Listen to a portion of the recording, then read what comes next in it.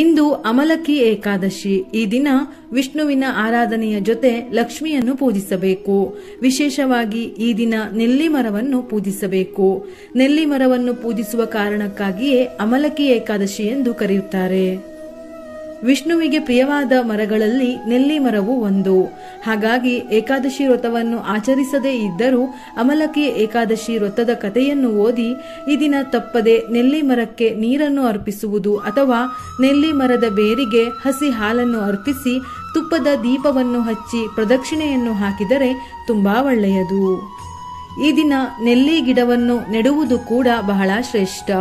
ಸಂಜೆ ವಿಷ್ಣು ಸಮೇತ ತಾಯಿ ಲಕ್ಷ್ಮಿ ಅಂದರೆ ತುಳಸಿಯ ಮುಂದೆ ತಪ್ಪದೆ ತುಪ್ಪದ ದೀಪವನ್ನು ಹಚ್ಚಿ. ಈ ದಿನ ಏಕಾದಶಿ ವ್ರತವನ್ನು ಉಪವಾಸದ ಸಮೇತ ಶ್ರದ್ಧಾಭಕ್ತಿಯಿಂದ ಆಚರಿಸಿದರೆ 1000 ಗೋವುಗಳ ದಾನ ಮಾಡಿದಷ್ಟು ಪುಣ್ಯ ಫಲ ಪ್ರಾಪ್ತಿಯಾಗುತ್ತದೆಯಂತೆ. ಉಪಯುಕ್ತ ಮಾಹಿತಿಯೊಂದಿಗೆ ಮತ್ತೆ ಭೇಟಿಯಾಗೋಣ.